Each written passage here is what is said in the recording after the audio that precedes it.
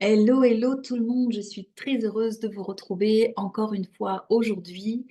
Alors, vous pouvez remarquer que je suis encore toute seule. Araxi a décidé de suivre d'autres projets, donc pour le moment, elle ne fera plus les émissions avec moi. Voilà, en tout cas, moi, je vous retrouve comme toutes les semaines.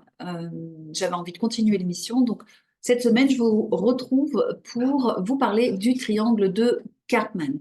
Alors, le triangle de Karpman, c'est un modèle qui nous aide à comprendre certains types de communication ou d'interaction entre les gens et en particulier celles qui créent des conflits. Alors, je vous retrouve dans quelques instants pour vous parler de tout ça en détail. À tout de suite.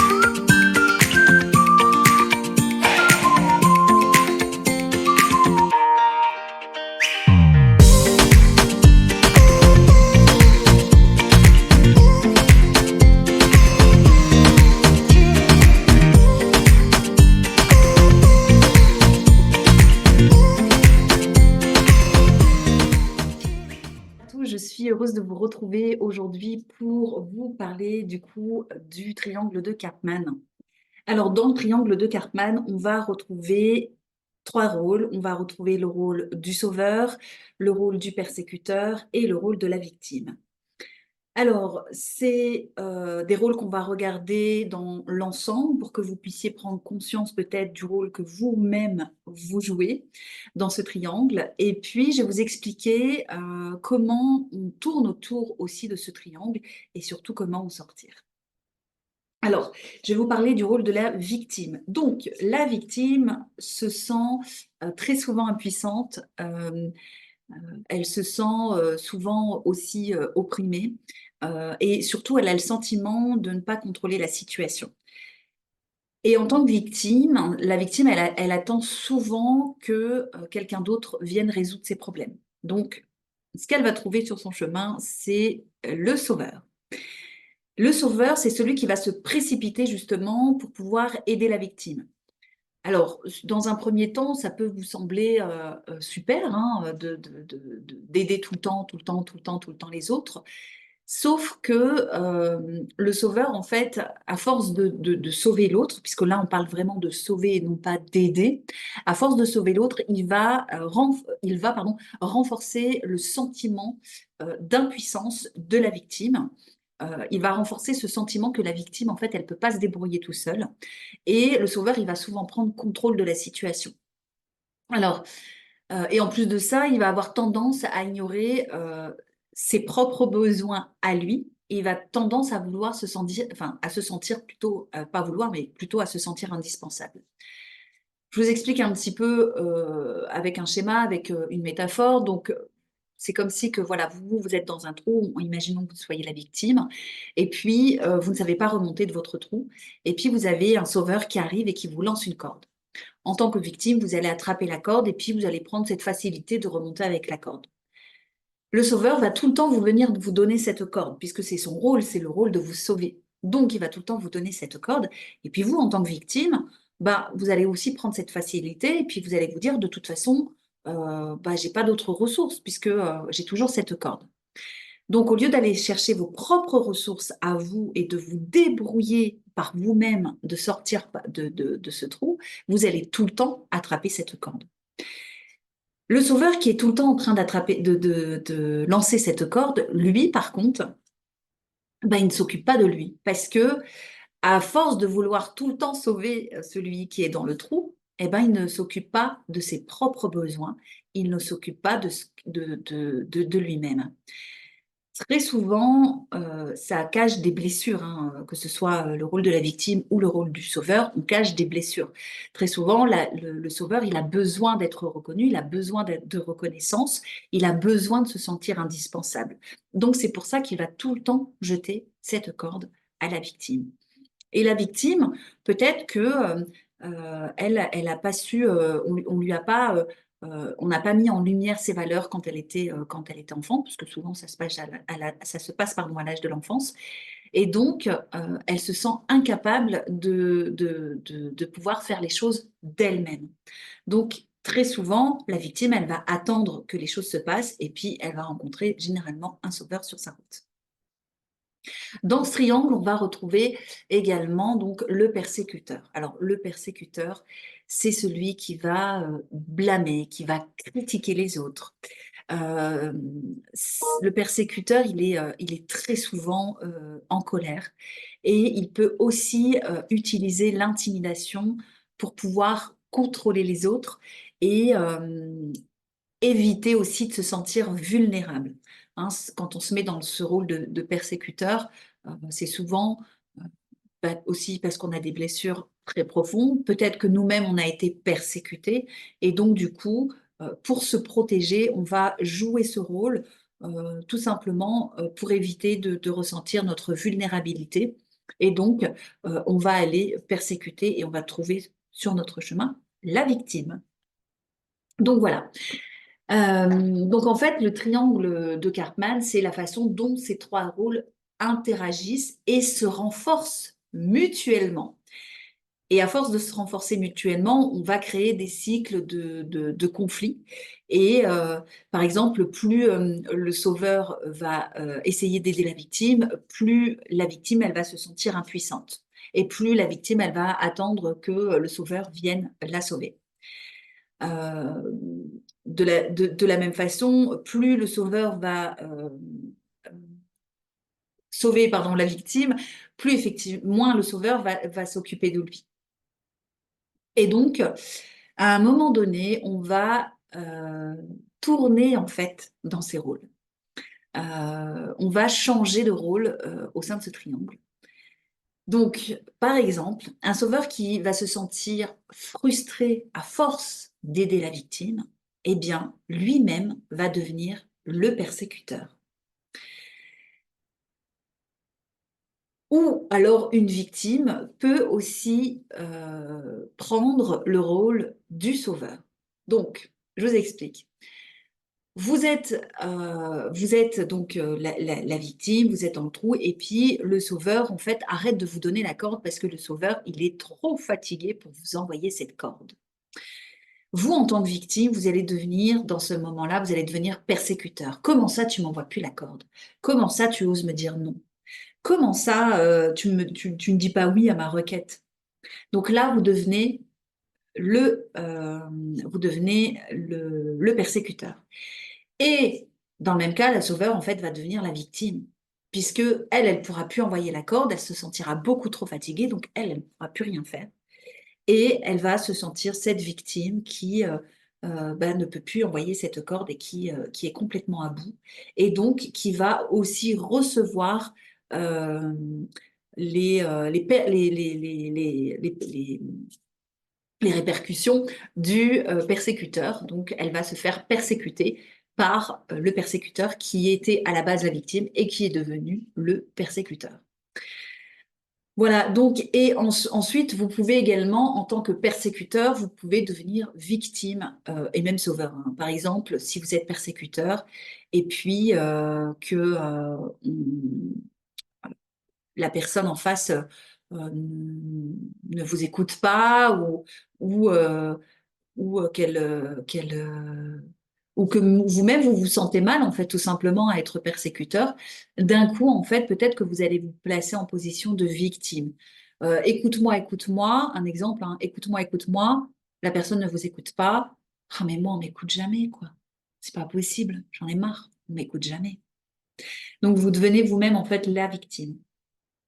Alors, quand vous comprenez en fait ce triangle de Cartman, en fait, ça peut vous aider à reconnaître les schémas dans lesquels vous avez construit votre vie et peut-être trouver des moyens de briser ces schémas pour avoir des relations beaucoup plus saines. Alors, effectivement, peut-être que là, en écoutant la vidéo, ça va vous parler, mais peut-être que aussi, vous n'allez pas du tout reconnaître dans quel rôle vous êtes, mais vous allez vous dire, tiens, par contre, je reconnais le rôle de l'autre. L'autre, il est comme ci, l'autre, il est comme ça. Bon, effectivement, quand on n'arrive pas à sortir de ce triangle de manière autonome, dans ces cas-là, faites-vous aider pour sortir de ce triangle si vous vous reconnaissez dans l'un de ces rôles, parce que rester dans ce triangle, c'est pas OK du tout.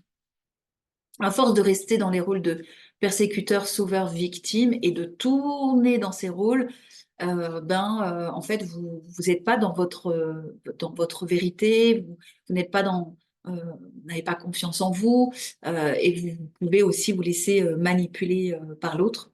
Et ça dépend dans quel rôle vous êtes, mais vous pouvez aussi être manipulé par l'autre, et ça, c'est pas OK du tout. Donc, comment sortir du triangle de Karpman? Ça va nécessiter bien évidemment une prise de conscience et une volonté de changer vos schémas et vos comportements. Alors, je vais vous donner quelques étapes pour parvenir à sortir du triangle de Karpman. Donc, dans un premier temps, c'est la première étape, ça va être de reconnaître que vous êtes déjà dans ce triangle, que vous êtes dans un cycle. Ça peut nécessiter une certaine introspection envers vous-même et surtout d'être hyper honnête envers vous-même pour identifier dans quel rôle vous êtes. Encore une fois, vous pouvez très bien passer d'un rôle à un autre dans différents cycles de votre vie. Donc, essayez de repérer dans l'instant T, tiens, mais dans quel rôle je suis dans cette relation. Prenez une relation dans laquelle vous êtes, que ce soit en couple, en amitié, même au travail, hein, et essayez de voir dans quel rôle vous vous mettez à ce moment-là. Soyez très honnête avec vous-même. Sortir de ce triangle demande une vérité intérieure. Donc, vraiment, soyez honnête envers vous-même. Ensuite, la deuxième étape, ça va être d'être responsable de vos actions et de vos sentiments. Euh, Peut-être que, vous voyez, au lieu de blâmer les autres pour vos propres problèmes, comme d'ailleurs peut le faire un persécuteur, ou alors de compter sur les autres pour résoudre vos problèmes, comme pourrait le faire la victime, il faudrait que vous puissiez commencer à chercher des solutions par vous-même. Il faudrait que vous puissiez vous remettre en question et que vous acceptiez votre responsabilité. Vous êtes co-créateur de votre vie. Donc c'est important en fait que vous jouiez votre propre rôle et que vous ne preniez pas l'un de ces rôles. Ensuite, la troisième étape, ça va être d'établir des limites. Vous voyez, par exemple, le sauveur, c'est important qu'il apprenne à dire non. C'est important qu'il puisse euh, sortir de ce rôle de vouloir tout le temps sauver l'autre. Et pour sortir de ce rôle, c'est effectivement apprendre à dire non, mais c'est aussi se demander, mais qu'est-ce qui fait que je suis dans ce rôle? Qu'est-ce qui fait que je ne sais pas dire non aux autres? Qu'est-ce qui fait que je suis tout le temps en train de sauver tous les gens? Dès qu'on me demande, je dis oui, oui, oui, oui, oui. Qu'est-ce que j'attends de l'autre en fait quand je lui dis oui? Est-ce que j'ai un besoin de reconnaissance? Est-ce que j'ai besoin de recevoir de l'amour de l'autre, comme j'en ai pas assez reçu quand j'étais enfant? Bah, peut-être qu'en disant oui tout le temps aux autres, eh bien, peut-être que j'ai besoin que l'autre me dise: «Ah mais c'est génial ce que tu fais, ah mais t'es super, ah, mais c'est magnifique». Alors, bien évidemment, même si le sauveur reçoit toutes sortes de compliments, ça ne va pas l'aider parce que si vous ne vous reconnaissez pas vous-même, si vous ne reconnaissez pas l'amour qui est en vous, vous aurez beau avoir 100 personnes qui vous disent que vous êtes le meilleur des meilleurs, ça va vous faire du bien, ça va vous donner un petit shoot, ça s'appelle ça un petit shoot d'amour, un petit shoot de reconnaissance, mais ça va pas durer très très très longtemps. Donc, c'est important de savoir reconnaître qu'est-ce qui fait que je joue ce rôle, qu'est-ce qui fait que je ne sais pas dire non, et de commencer à poser vos limites. Ensuite, pour sortir du rôle enfin, de ce triangle, c'est très important de pouvoir écouter ses besoins, mais surtout aussi de les exprimer de façon assertive, euh, de façon à... D'ailleurs, Arax et moi-même, on a fait une vidéo là-dessus, comment communiquer de façon bienveillante, de façon assertive. Donc, ça va être d'exprimer vos besoins et vos sentiments clairement et directement et surtout sans blâmer ou critiquer les autres. parce que plus vous allez exprimer vos sentiments de façon bienveillante, plus ça va aider en fait à prévenir les conflits et surtout à établir des relations positives, des relations beaucoup plus saines. Donc apprenez à exprimer vos besoins, à exprimer vos émotions, mais voilà, de façon bienveillante, de façon assertive, euh, pas en persécutant l'autre, pas en étant dans le rôle du persécuteur. Parce qu'effectivement, peut-être que il y a des choses qui, quand vous êtes dans le rôle du persécuteur, peut-être que, voilà, je vais prendre l'exemple, vous êtes tout le temps en train de ranger, que ce soit un homme ou une femme, vous êtes tout le temps en train de ranger, et puis les personnes qui passent derrière vous ne rangent pas. Et puis, ben, vous allez peut-être exprimer, si vous êtes dans le rôle de persécuteur, vous allez exprimer les choses de manière à persécuter l'autre, à l'accuser, à être dans le ce qu'on appelle le tu qui tue. Et en fait, ça va pas être, vous n'allez pas exprimer réellement ce que vous ressentez à la personne. Et donc, en fait, vous devenez un persécuteur puisque vous allez blâmer l'autre et aussi parfois même critiquer. Donc, communiquer de façon bienveillante, c'est là aussi une des clés pour sortir du triangle. Une autre étape, ça va être aussi de savoir demander de l'aide. Alors, pour le sauveur, c'est compliqué parce que c'est lui qui est tout le temps en train de sauver. Mais n'hésitez pas, si vous avez du mal à sortir de ce triangle de Karpman, malgré, malgré ce que vous entendez, malgré les livres que vous lisez, demandez l'aide d'un professionnel. C'est hyper important parce que peut-être que pour le moment, vous n'avez pas les outils et la stratégie pour pouvoir changer vos schémas et changer vos comportements et améliorer vos relations. Donc, sachez demander l'aide. Et encore une fois, pour le sauveur, c'est compliqué, mais si vous n'y arrivez pas en écoutant cette vidéo ou d'autres vidéos qui en parlent très certainement et en lisant certains livres, demandez de l'aide pour sortir de ce triangle. Alors, une autre étape, ça va être cette prise de conscience, en fait. Cette prise de conscience que peut-être que vous êtes dans un triangle avec une personne, dans un triangle, et vous tournez chacun dans votre rôle. Euh, Ça va être de prendre conscience de comment vous communiquez à l'autre. Ça va être de prendre conscience quelles sont vos relations autour de vous. Et ça va être de prendre conscience de comment vous interagissez, comment dans quel rôle vous êtes en fait dans ce triangle, et le reconnaître surtout avec bienveillance. Je vous rassure, c'est propre à l'humain de tourner dans ce triangle. Donc, vous n'êtes pas seul. On est tous passés à un moment ou à un autre dans ce triangle. Celui qui ne le reconnaît pas, il ne le reconnaît pas, mais je vous assure qu'on passe tous à un moment ou à un autre dans ce triangle, surtout quand on n'a pas travaillé sur soi, surtout quand on est plein de blessures à l'intérieur de nous et qu'on se laisse diriger par nos blessures, par notre mental. Voilà, donc on passe tous à un moment donné dans ce rôle, donc prenez conscience de ça. Voilà. Je crois que j'ai fait le tour, même si le tour est court sur le triangle de Karpman. J'espère que ça va vous aider. La vidéo n'est pas très longue, mais c'est fait exprès aussi. J'espère que ça va vous aider à vous reconnaître, à savoir dans quel rôle vous êtes actuellement.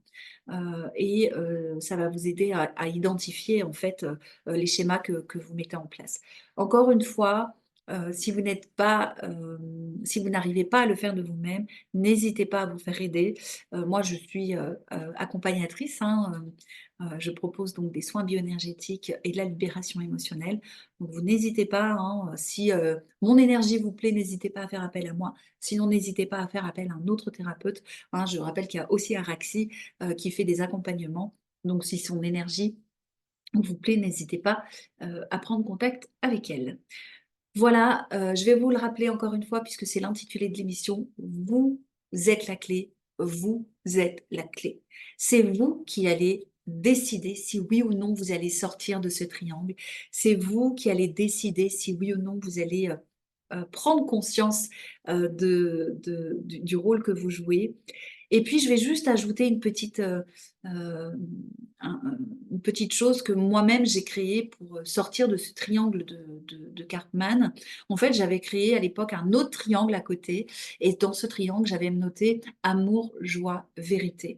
Et en fait, j'avais envie à l'époque de sortir de ce triangle pour pouvoir euh, enfin, m'amener plutôt à cet amour de soi, à cette joie qu'on peut ressentir en soi, et surtout à être complètement honnête avec moi, honnête avec la responsabilité que je joue dans ce triangle, et surtout ne pas tout le temps remettre la faute sur l'autre. Donc voilà, j'avais noté ce triangle, donc vous pouvez noter, vous, votre triangle de Karpman, donc sauveur, victime, persécuteur, peu importe dans quel ordre c'est, et à côté mettre amour, loi, vérité, et mettre des flèches. Comment je fais pour arriver dans cet amour de moi-même, de ressentir cette joie et d'être en vérité avec moi-même. Voilà, ce schéma m'avait beaucoup aidé, ça m'aide encore aujourd'hui de toute façon. Donc voilà, je vous le partage. Encore une fois, rappelez-vous que vous êtes la clé, c'est vous qui êtes co-créateur de votre vie.